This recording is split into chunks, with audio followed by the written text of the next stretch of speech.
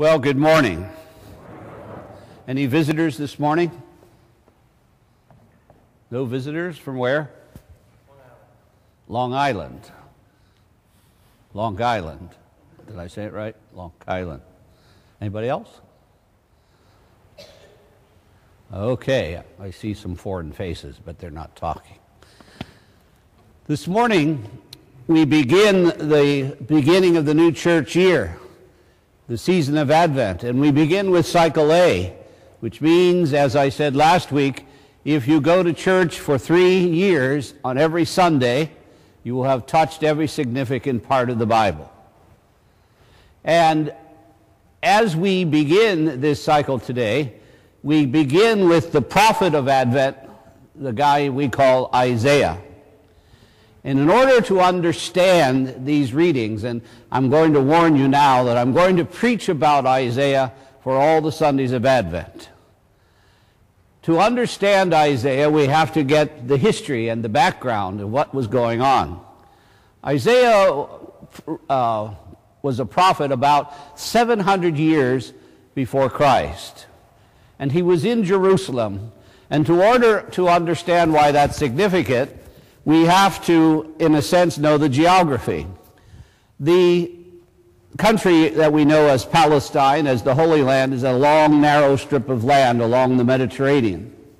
The northern part, where Jesus was from, was called Galilee.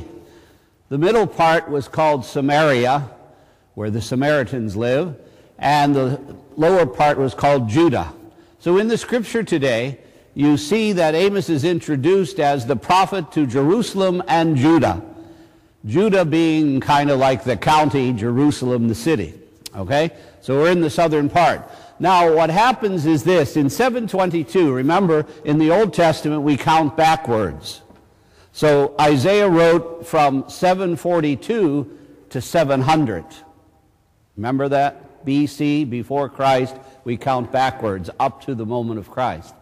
So, in 722, the Israelites had 12 tribes. In 722, the Syrians came in and captured the northern 10 tribes. And they were lost to history, never heard from again. So all of the Hebrews who were in the northern part were assumed into Syria and never saw them, never heard about them again. They disappeared from history. So all that was left was Jerusalem and Judah and the 2 tribes that were down there. And Isaiah then is the prophet. And what happens then, what happened then happens now.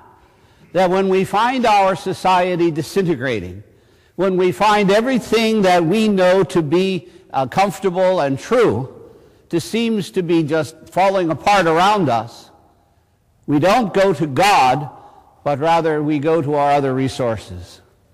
What was happening was the rulers of Judah and Jerusalem were seeking outside help. So they went to Egypt and said, "Will you protect us?" And Isaiah prophesies to them that don't do that. Trust in God first. If you're true to your heritage, you believe that the Lord who has always protected you, the Lord who has brought you out of Egypt, the Lord who gave you this land, will be your defense now. But they ignored him. They were too busy finding other ways. And that's the story for us during the season of Advent. That Isaiah still speaks to us. He still talks to our hearts. Our society is so very much today like the people of Isaiah's day, it's almost incredible. That they were so busy about other things. They were so busy about looking for other ways to do God's will that they forgot to do it the way God wanted it done.